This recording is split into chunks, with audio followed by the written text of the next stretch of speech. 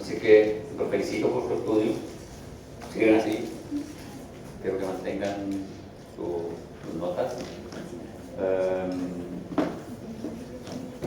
Pero hay que preocuparse más de la asignatura, porque cuando uno lee las respuestas de las preguntas de laboratorio hay bastantes problemas. No sacamos nada con aprendernos de memoria un cuento si no lo sabemos explicar. La pregunta que hay de paladar.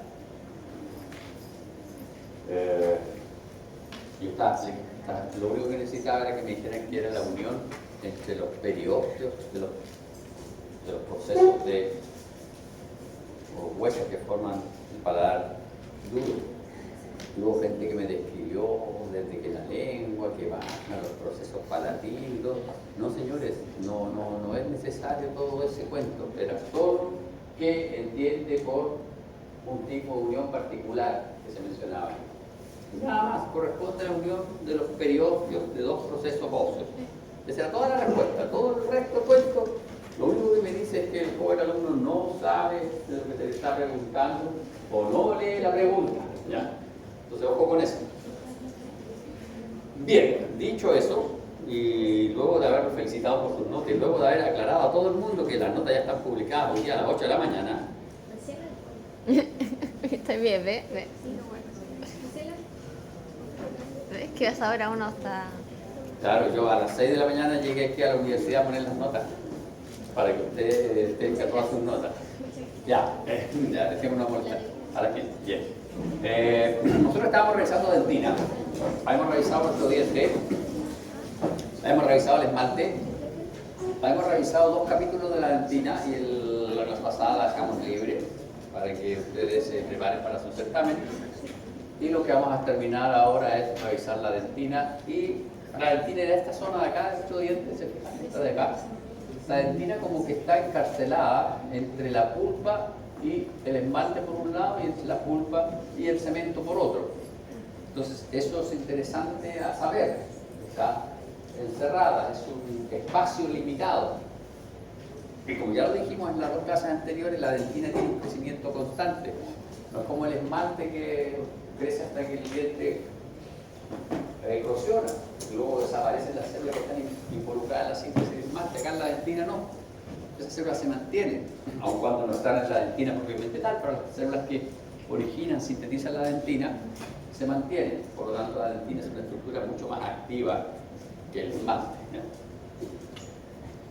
Luego revisamos los constituyentes de esta dentina y dijimos que tenía una estructura similar al hueso, pero un poquito más blanda que el hueso.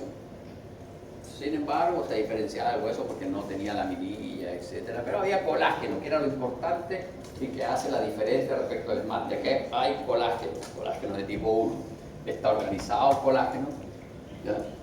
Vamos a revisar ahora un rato más que ese colágeno tiene ciertas disposiciones. Ya lo vimos un poco, ese colágeno, ¿no?, respecto a los túbulos dentinarios. Y si uno lo revisa a la dentina con un diente desgastado, con un diente desmineralizado y con microscopía electrónica, ya sea transmisión o barrido, comprueba que la dentina es una matriz que tiene unos orificios en el interior, que esos orificios son los túbulos dentinarios.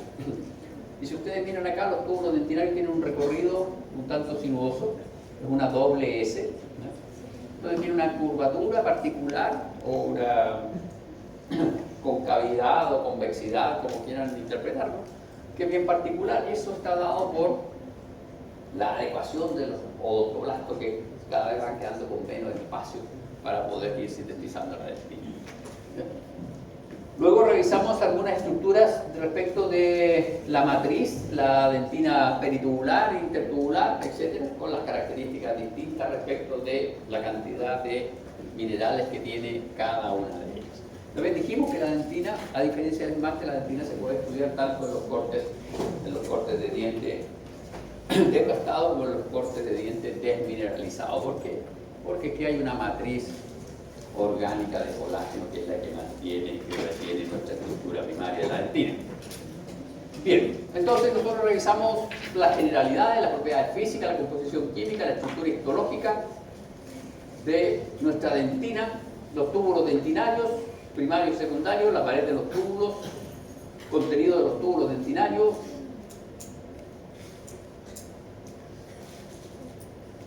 ¿Lo sacaron?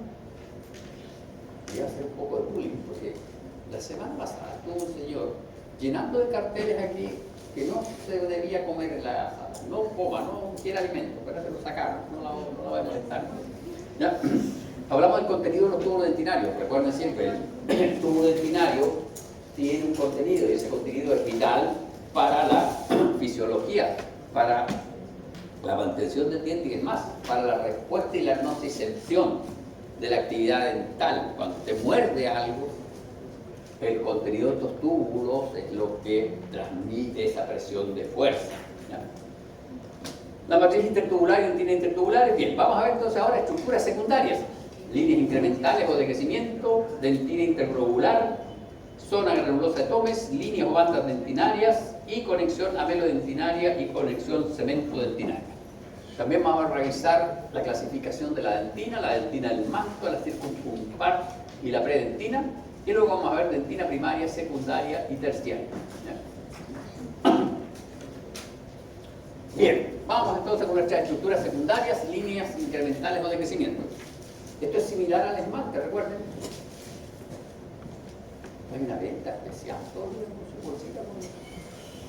¿Y la misma bolsita? Una promoción. Ah, una. Claro, porque ya está en el profesor. Qué feo. Ya. La dentina, al igual que el esmalte, es sintetizada por una célula.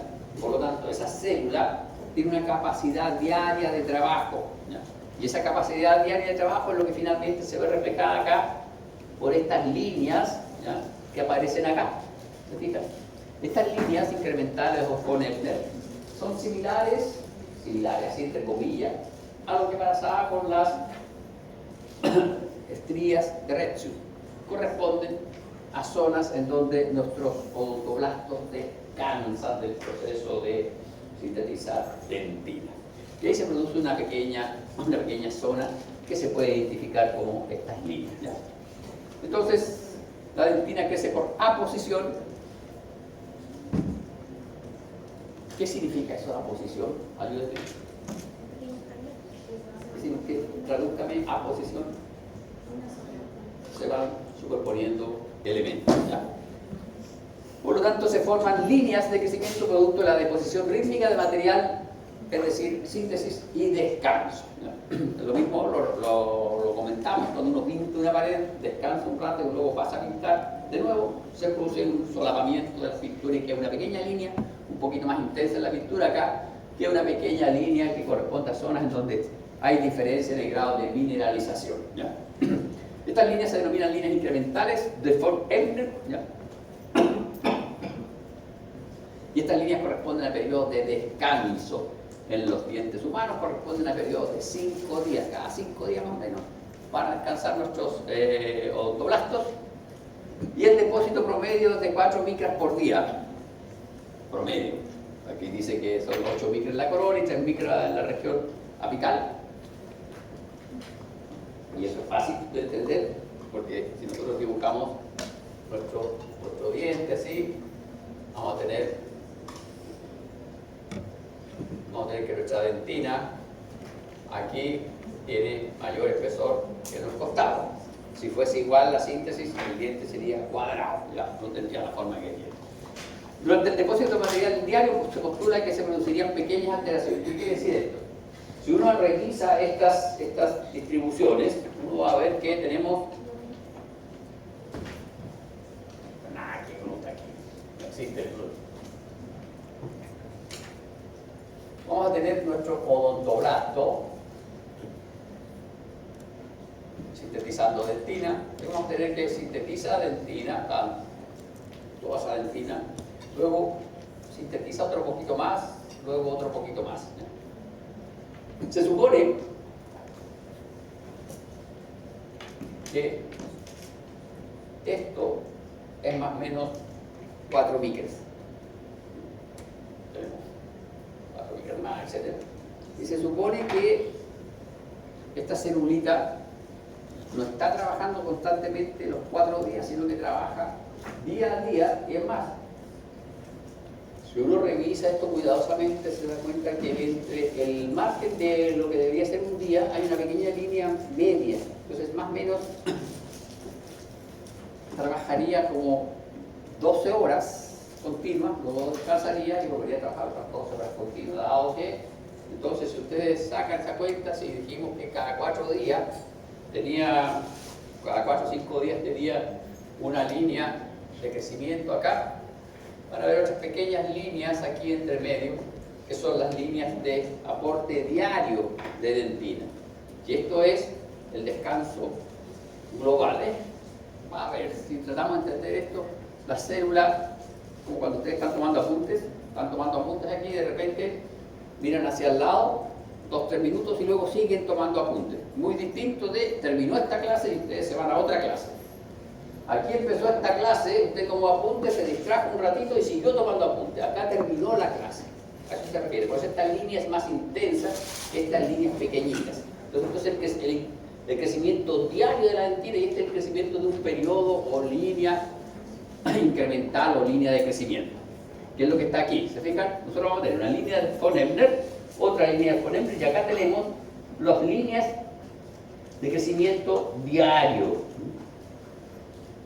Entonces, eso implica que esta célula no está activamente trabajando los 5 días que hay de material entre una línea de von Ebner y otra línea de von Ebner, sino que está trabajando diariamente. En este aspecto se parece a los mameloblastos, trabajan diariamente.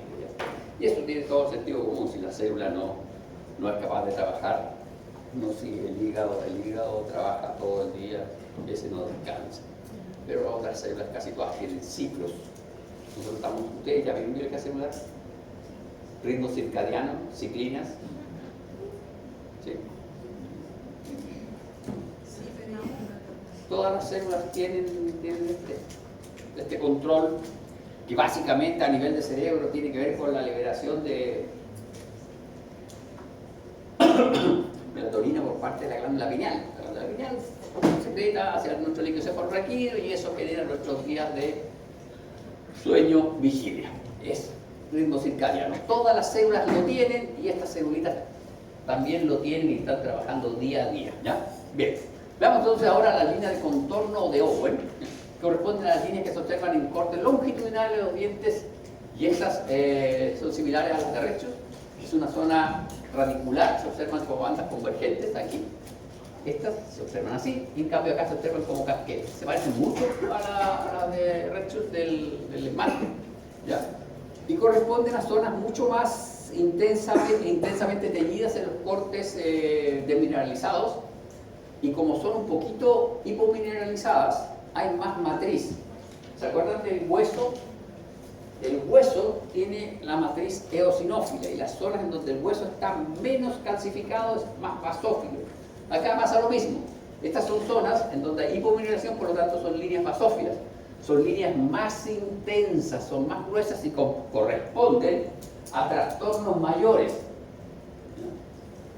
Esto corresponde al trabajo diario, esto corresponde al descanso de cada 5 días. Estas otras líneas de Owen corresponden a trastornos mayores, a procesos de mayor descanso o alteración en la síntesis.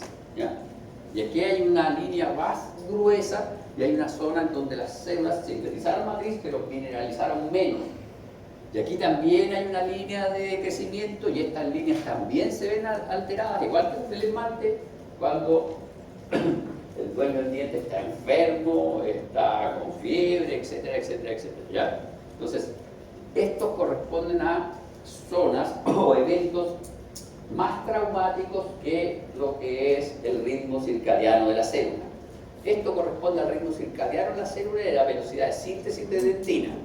Esto otro corresponde a eventos mayores, en donde se altera más drásticamente la síntesis de dentina y por eso quedan estos registros de zonas de hipomineralización. Lo interesante es que tiene una distribución bien particular, por lo tanto son eventos bastante recurrentes y que los lee las células como eventos generar estas líneas, ¿ya?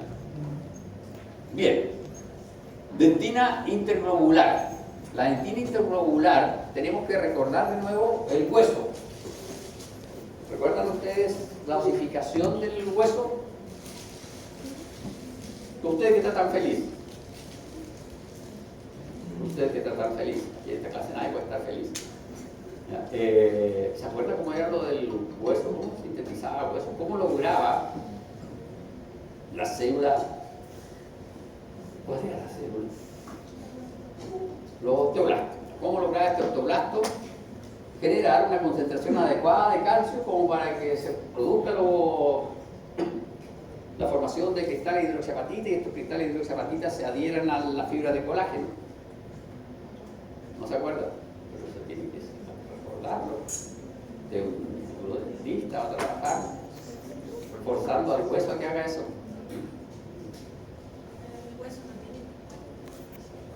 Las matrices del hueso, sí, niña. Sí. Sí, los cristales de hidroxiapatita están en el hueso y están distribuidos de una forma bien particular respecto de las laminillas. Y dijimos, el esmalte también tiene cristales de hidroxiapatita, pero son más grandes y más macizos, más robustos que los del hueso.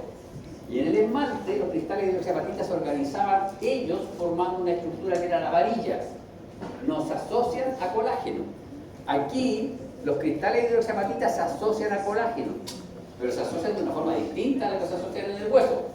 Pero también necesitamos tener calcio para que estos cristales de hidroxiapatita se formen y se organice la matriz. ¿Y cómo consigue esta célulita tener calcio?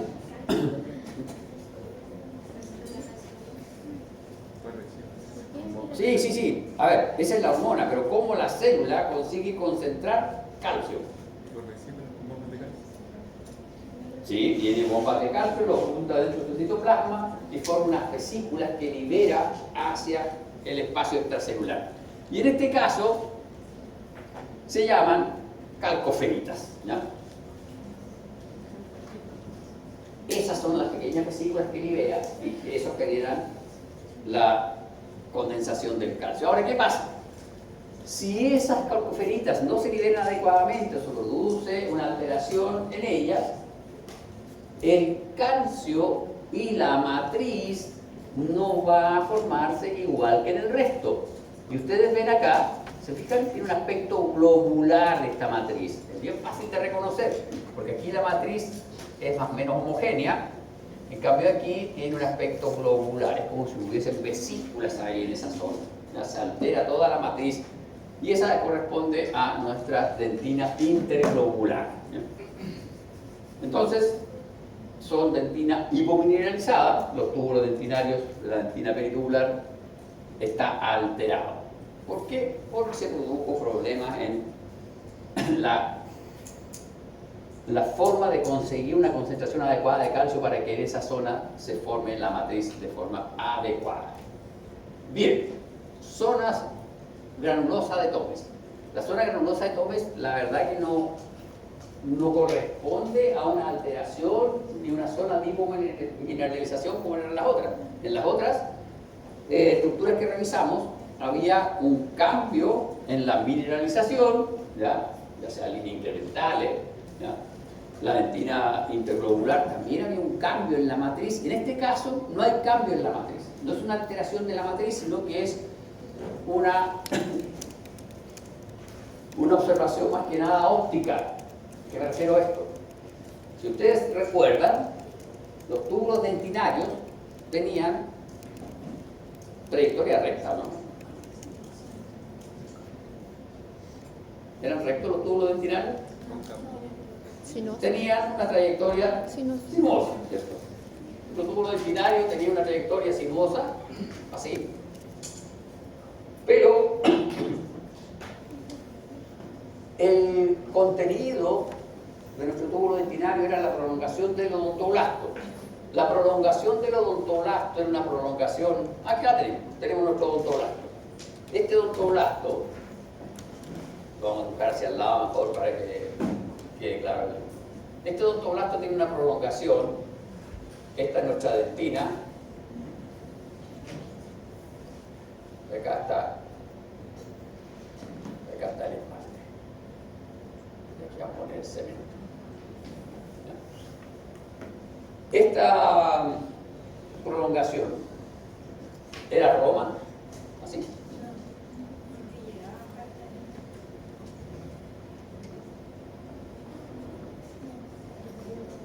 No era Roma.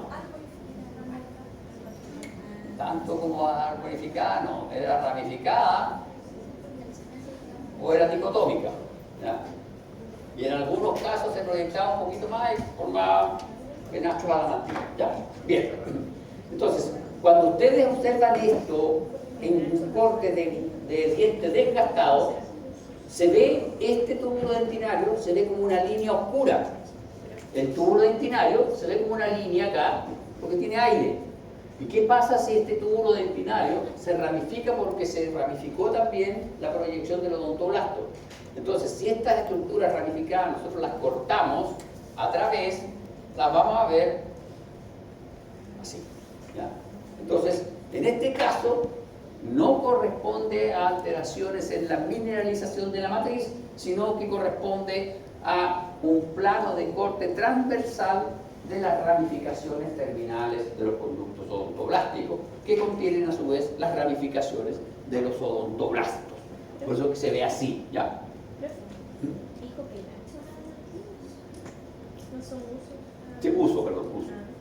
Entonces tenemos, esta estructura corresponde a proyecciones del túbulo dentinario. Entonces, esta no corresponde a alteraciones en la osificación, en la mineralización. Bien, veamos ahora las líneas o bandas dentinarias de Scheger. Estas, la verdad que las describen, estoy buscando, no encontré una fotito, las describen como estructuras que son producto también de los cambios en el rumbo de los túbulos dentinarios. Y nosotros recordamos acá, este túbulo dentinario, esta era la curvatura primaria, pero tenía una curvatura secundaria que tenía que ver con que el odontoblasto va girando, ¿ya? Se supone que eso, si uno lo observa con luz incidente, es decir, lo toma la fotografía con una lupa, al igual que la de Scheger del esmalte, se generan zonas más claras y zonas más oscuras, ¿ya? Y esas serían nuestras bandas dentinarias. Bien, ahora vamos a revisar la conexión amelodentinaria, cementodentinaria, y esta conexión es bastante particular. Si uno observa la conexión a nivel del esmalte,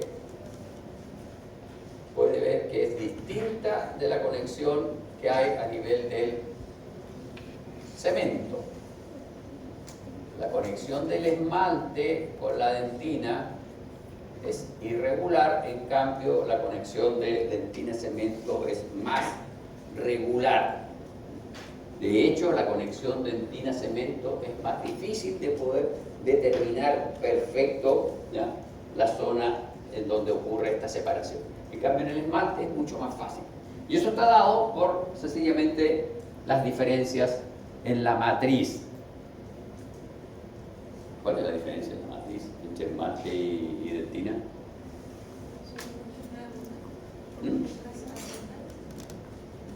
¿Cómo más abundante la matriz? ¿Cuál matriz es más abundante? El colágeno. Tenía colágeno. ¿No?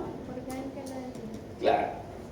La matriz de la dentina, vamos a poner acá el colágeno. Colágeno. Tiene colágeno. Y acá tenemos calcio.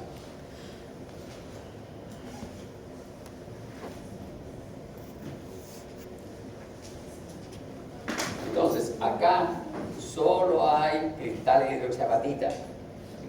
Acá hay calcio con cristales de hidroxiapatita, perdón, hay colágeno con cristales de hidroxiapatita. Y eso es lo que genera esta zona de unión más irregular, ¿ya? En cambio acá tenemos matriz similar al hueso, Y el cemento es una matriz también muy similar al hueso, es decir, colágeno de tipo 1 con cristales de hidroxiapatita.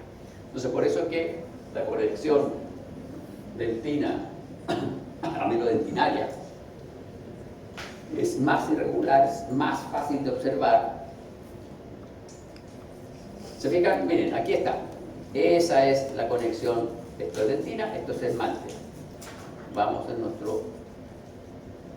Aquí. Si ustedes se fijan aquí, técnicamente no se ve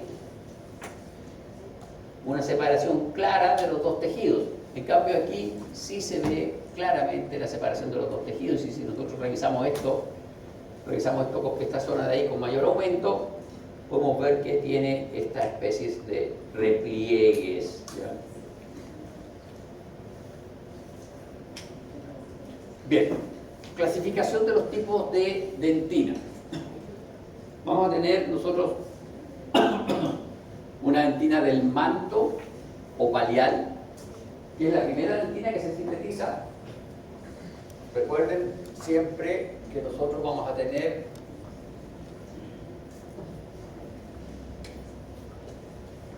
vamos a buscar aquí el límite. Acá vamos a tener nuestro ameloblasto que está sintetizando esmalte,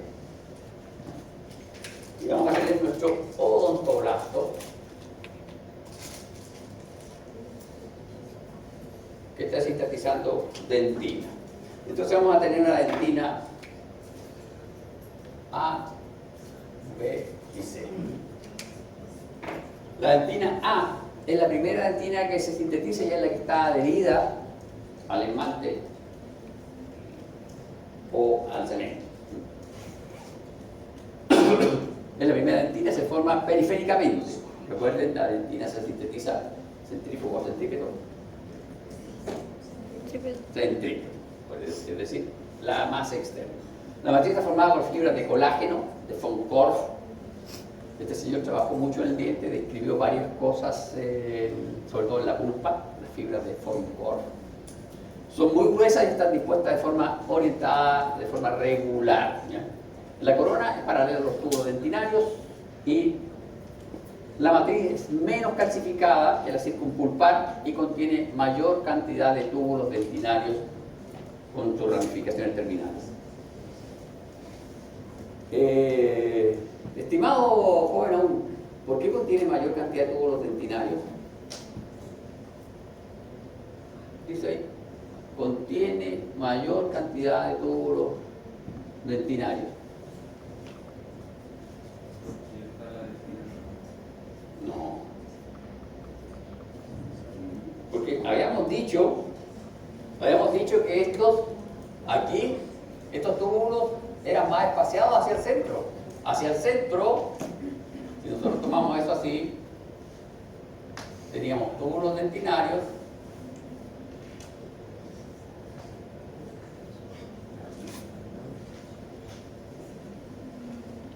hemos dicho que en la proximidad a la pulpa los túbulos dentinarios por unidad de superficie eran más abundantes que en la periferia. ¿Y por qué aquí dice que contiene más túbulos dentinarios? Como que se contradice, ¿no? No. Es por eso, cuando dice que contiene mayor cantidad de túbulos dentinarios, por eso que después está entre paréntesis acá, no son túbulos dentinarios propiamente tal, sino que son las ramificaciones. Eran esta zona granular de Thomas, la que vimos antes, esta de aquí. Estos túbulos son los que están en esa dentina primaria. Y es por eso que se ve así como que aparentemente fuese más abundante los túbulos dentinarios. Recuerden, los odontoblastos al inicio de la formación de la dentina están más separados. Cuando estamos más cerca de la zona de aquí, de la dentina de tipo C, van a estar más juntos porque hay menos espacio en la pulpa, ¿no? Entonces, en esto tienen que tener cuidado y entender que esa mayor cantidad de túbulos corresponde a la zona de la ramificación. La dentina circumpulpar corresponde a la dentina mineralizada, es la dentina más grande, es el trozo principal de dentina. Y luego tenemos nuestra predentina, que es la dentina recientemente sintetizada. Si nosotros vemos acá, esta dentina de aquí, esta es nuestra dentina propiamente tal, que va a tener los túbulos dentinarios, y esta dentina de este bordecito es la dentina que está recientemente sintetizada, la dentina nueva. Ahora, en esta dentina nueva se pueden diferenciar tres zonas. La zona yuxtapulpar, que se localiza entre los odontoblastos y el inicio de su prolongación. La predentina joven, que está localizada sobre la dentina yuxtapulpar. Y la predentina madura. ¿A qué se refiere esto? Si nosotros amplificamos esto, aquí vamos a amplificar, vamos a tener aquí 1, 2 y 3. La 1 corresponde a la yuxtapulpar y se localiza entre los odontoblastos. Aquí, pegadita al inicio del odontoblasto. Luego vamos a tener nuestra predentina joven, que va a estar localizada aquí donde está el número 2. Y finalmente nuestra predentina madura, que es la que entra en contacto con la dentina propiamente tal, que es la dentina circunpulpar. Bien. La dentina ahora también se puede clasificar como dentina primaria, dentina secundaria y dentina terciaria. La dentina primaria es la primera en formarse durante la dentinogénesis y corresponde a la dentina que se forma hasta que el diente entre en contacto de oclusión. Es decir, hasta que nosotros tenemos nuestro diente, se forma nuestro diente y comenzamos procesos masticatorios. Un diente hace contacto con el otro. Esa es nuestra dentina primaria. Luego vamos a tener una dentina secundaria, que es la que se sigue sintetizando después de ese primer periodo de trabajo dentario, se sigue sintetizando nuestra dentina y es la dentina que nos va a acompañar hasta el último momento de nuestra vida, ¿ya? Y luego vamos a tener una dentina terciaria, que esta dentina es bien particular porque es una dentina reparativa, ¿ya? La dentina terciaria no tiene una zona de... Si nosotros acá tenemos esta dentina, nuestra primera dentina, nuestra dentina primaria, va a ser esa. Esta es nuestra dentina secundaria. La dentina reparativa no tiene una localización desde el eje periférico hacia el centro. La dentina reparativa, como su nombre lo sugiere, es una dentina que aparece cuando hay daños en la matriz de la dentina, por lo tanto puede tener cualquier localización, ¿ya? Pero generalmente está por aquí, por las cúspides, donde hay daño mecánico. Bien.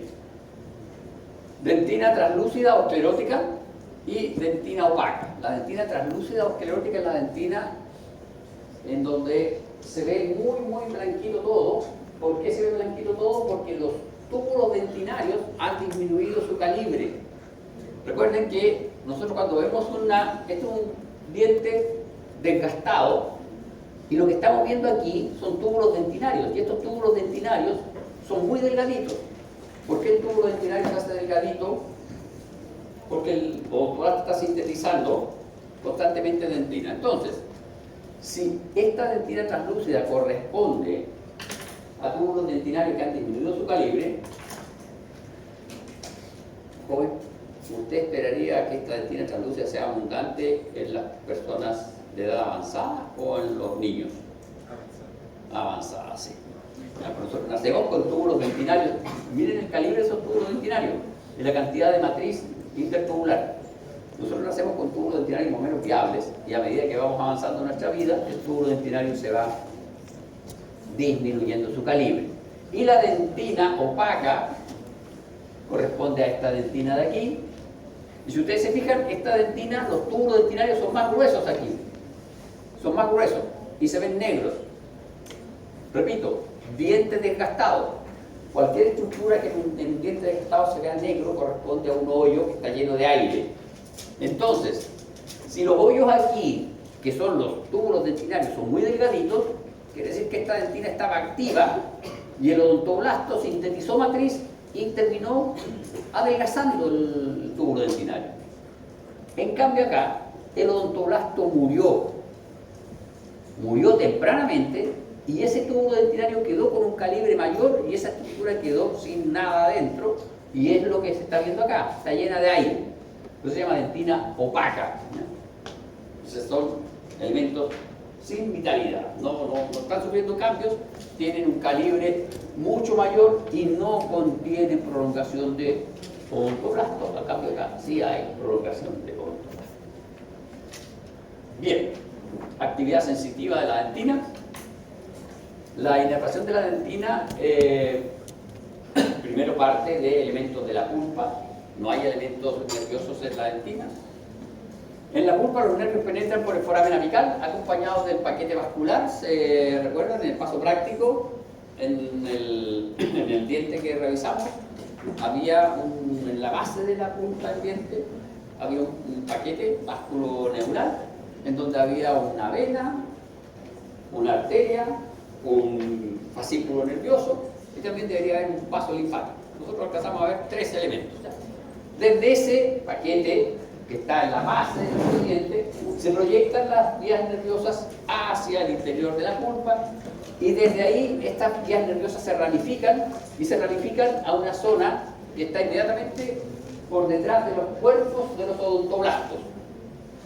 Y desde esa zona se proyectan algunas terminaciones entre los cuerpos de los odontoblastos, y esas terminaciones que se proyectan entre los cuerpos de los odontoblastos penetran un cierto tamaño, y penetran en el túbulo dentinario. ¿Ya? Y se transforman en terminaciones nerviosas intratubulares. Entonces, se emiten prolongaciones arboriformes hacia la periferia de la pulpa para formar los plexos de Raskov, que son estos, que están justo en la zona oligocelular de Bates. Para esto habría que tenemos tenemos acá, tenemos el cuerpo del odontoblasto, luego tenemos una zona súper pobre en células y luego tenemos una zona rica en células, en la pulpa. ¿Ya? Los cuerpos del odontoblasto, una zona pobre en células y una zona rica en células, y luego acá están los vasos sanguíneos propios de la pulpa. Entonces estas terminaciones que vienen por acá penetran hacia acá, y en esta zona se ramifican y forman una red bien amplia en la base de los cuerpos de los odontoblastos, y luego penetran entre los cuerpos de los odontoblastos.